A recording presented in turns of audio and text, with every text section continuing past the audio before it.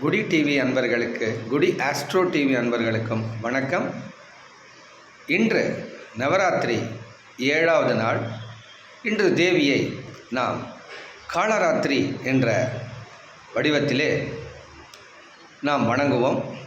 காளராத்திரி என்ற வடிவெடுத்து தேவி சும்ப நிசும்ப அரக்கர்களை அழித்தார்கள் மற்றும் இரத்த பீஜன் என்ற கொடிய அரக்கனை வீழ்த்தி மிகவும் பெரிய சாதனையை படைத்தார்கள். அந்த தேவியை வணங்குவதால் நமது வாழ்க்கையில் ஏற்படக்கூடிய தீய பலன்கள், எதனால் மாந்திரிகம், பில்லி, சூனியம், ஏவல், கண் திருஷ்டி போன்ற ஏதாவது மாந்திரிக கோளாறுகள் இருந்தாலோ, நம் உடலிலே ஏதாவது தீய சக்திகள் இருந்தாலோ தேவியை காளராத்திரி வடிவிலே வணங்குவதால் மிக்க நன்மை உண்டாகும்.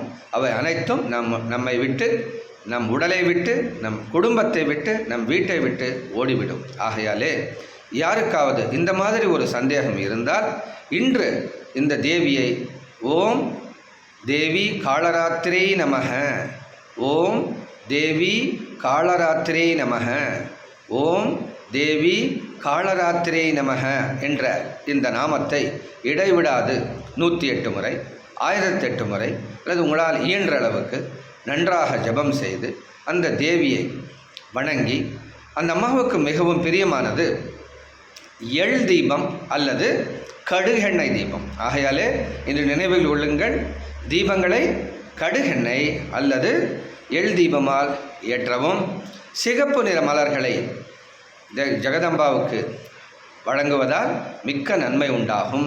சிகப்பு நிற பழங்களை நைவேத்தியமாக தாருங்கள்.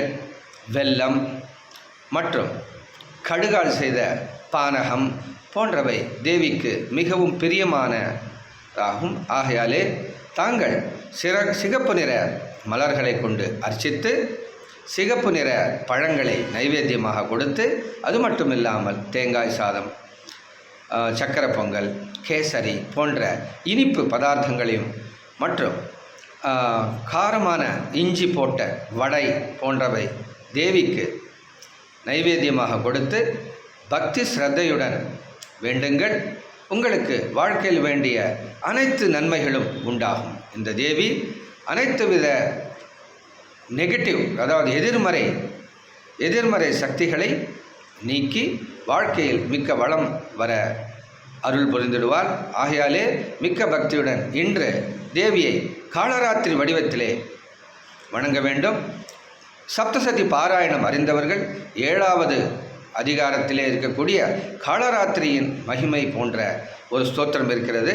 அதை சிரத்தையாக கேட்பதாலும் படிப்பதாலும் மிக்க நன்மை உண்டாகும். மீண்டும் அடுத்த பதிவில் சந்திப்போம். ஆகையால் இன்று முழுவதும் ஓம் தேவி காளராத்திரை நமக என்ற நாமத்தை உச்சரித்து கொண்டு தேவியின் அருளை பெறுவோமாக. மீண்டும் அடுத்த பதிவில் சந்திப்போம். உங்கள் நண்பர் வேணுகோபால். கட்டாயம் நீங்கள் நம்மளோட இதுவை ஷேர் பண்ணுங்கள் உங்கள் நண்பர்களுக்கு. நீங்களும் லைக் பண்ணுங்கள், ஷேர் பண்ணுங்கள், கமெண்ட்ஸ் எழுதுங்க. வேறு ஏதாவது டாபிக்ஸ் வேணுன்னா கூட அது எங்களுக்கு மிக்க உற்சாகத்தை அளிக்கும். நன்றி, வணக்கம்.